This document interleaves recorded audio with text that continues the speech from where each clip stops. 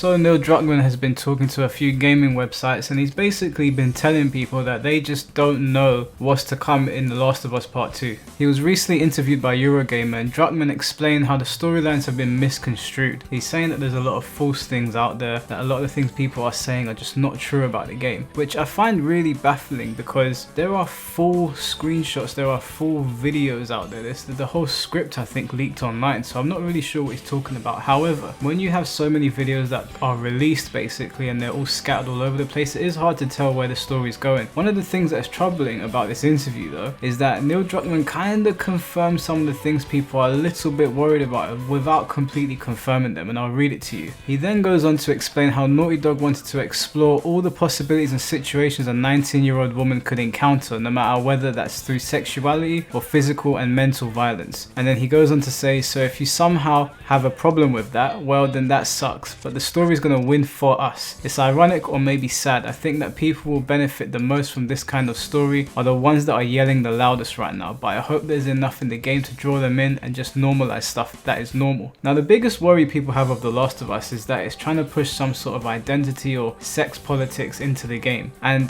that paragraph I just read to you really makes it so that it makes you believe that that is what's going to happen. I can't say 100% that it's going to happen. I can't say 100% I'm going to dislike the game, but it just sounds like he's saying that, you know, if you don't like that direction the game is going in, then that's just tough luck. And it is just tough luck, you know. I mean, for us guys that don't want that stuff in our games, we have to deal with it. And for the people that do want that stuff in the games, this is a big win for them. But, you know, pushing this whole like gender agenda on people, it seems so odd to me. I really don't understand the idea, but I don't want to jump the gun. I just wanted to show you guys this quick snippet from an interview that he had because I think it's quite telling of where Naughty Dog is right now. I've made previous videos about how they have lashed out at fans that have called them out on certain things. I provided you with screenshots. I've got a whole host of Naughty Dog videos in my archives if you guys want to go and watch them. And this interview kind of points to that, especially when he says, if you have a problem with that, then that's gonna suck. You know, it's kind of like, okay,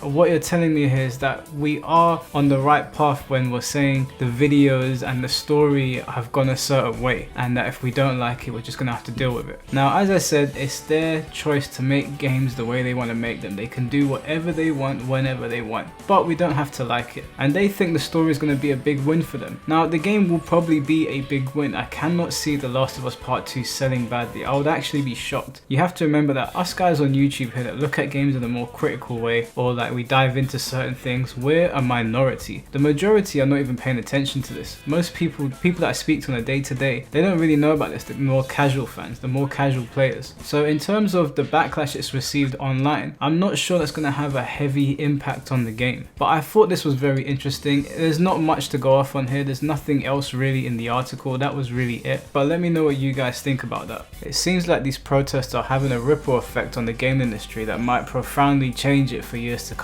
But to be completely honest with you, much like yourselves, I really wonder if they care about what's going on at all. Obviously, people sit in two camps with what's happening in America. You're either for or against what's happening. But one thing that's been apparent to everyone for many years is corporations and big companies will often do what makes them look best, not what actually helps the situation. There are so many companies to bring up here, and I'm not trying to make out like any of the companies I'm about to mention are bad studios or bad companies or corporations by any means. That's not what I'm saying. I'm sure that in each of these companies there are good and honest people that work there, but being good and honest doesn't mean that you should be exempt from criticism. And I am going to criticize some of the things that I've seen on Twitter and different gaming websites, and make no mistake, it's not just these companies that I'm showing you, but I'll use them as an example to get my wider point across. Firstly, there's Rockstar. They tweeted this on the 4th of June and it says, Black Lives Matter. To honor the legacy of George Floyd, today from 2 till 4 p.m. we will be shutting down access to our online games GTA and Red Dead Online. Can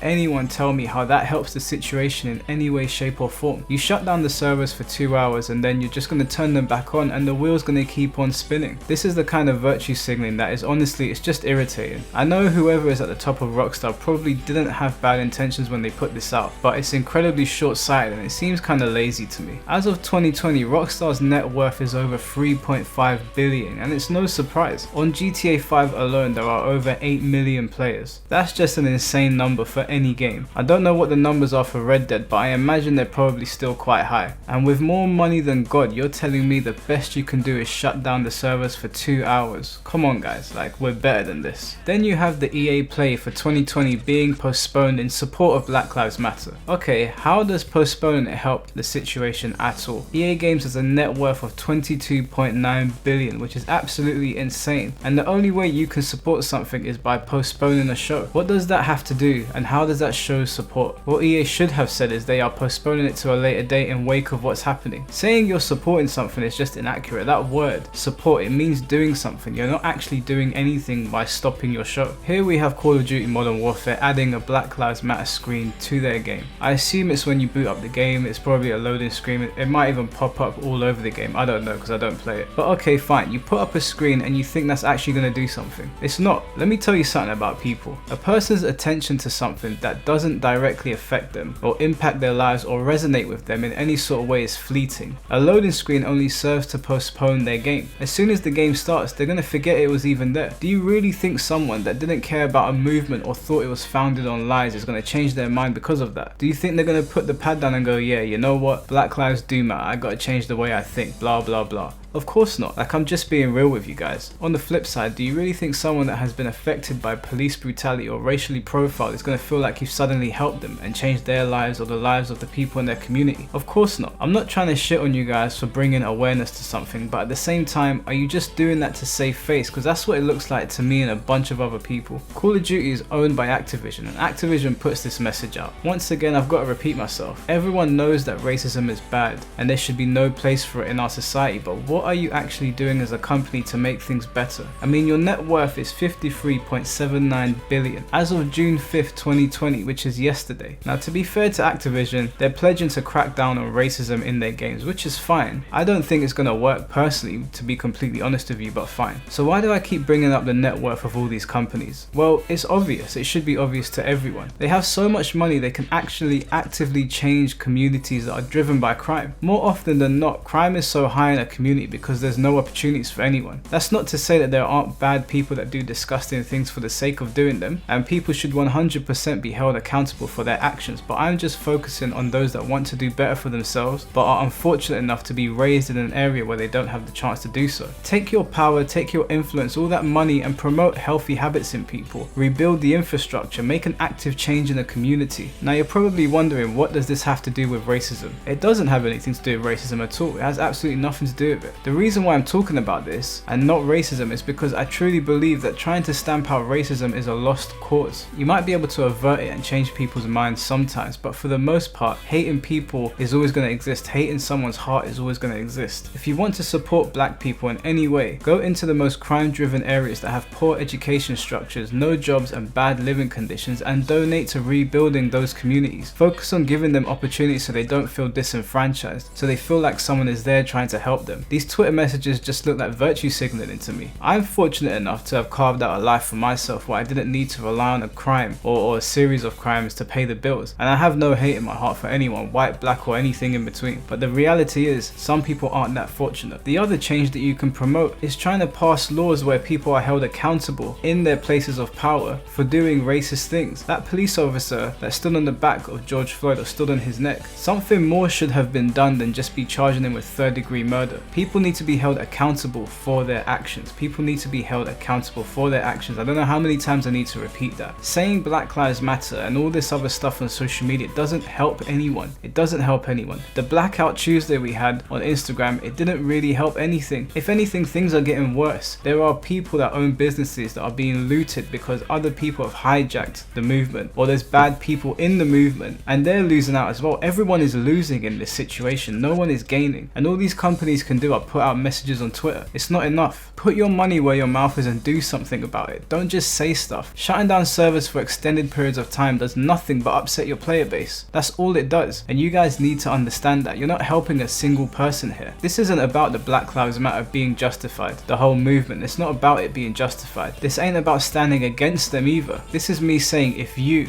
a giant company with more money than any god that ever existed, is talking about standing with a group of people, then actually stand with them. Lift them up, and if you don't want to, that's also fine. If you don't want to get involved, that's okay. But put your money where your mouth is if you're gonna. Go in there and try to promote healthy habits in the community. Try to change laws that would help people. For me, it's disappointing to see this sort of stuff. You have companies like Konami that put out a message saying they support Black Lives Matter and then actively promoting a game in that as well. And they deleted that tweet because honestly, it was one of the stupidest things I've ever seen in my life. People need to understand that just saying something doesn't promote change. And the reason that I'm talking about this is because it's not just about Black lives. This is about anything, any issue around the world. Don't just post pictures on Facebook. In the UK, we've had people clapping at 8 o'clock for the NHS. That does nothing for these people. These doctors that are dying on the front lines from things that are happening in the world. Clapping for them at 8 PM doesn't help. Now the everyday person or the everyday gamer, they can't help. There's nothing they can really do. They have their own problems. But these giant companies that are saying all these things that are trying to promote change, actually do something. Take action. Actions speak louder than words. Your posts don't help. All they do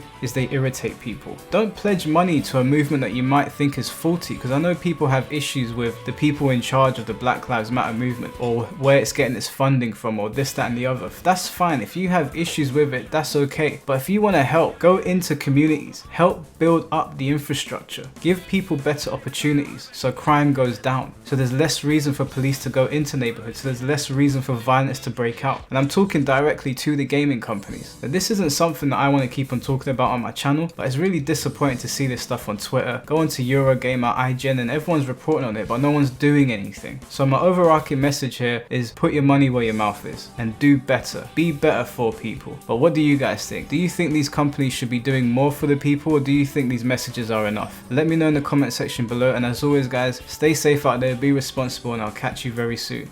Peace.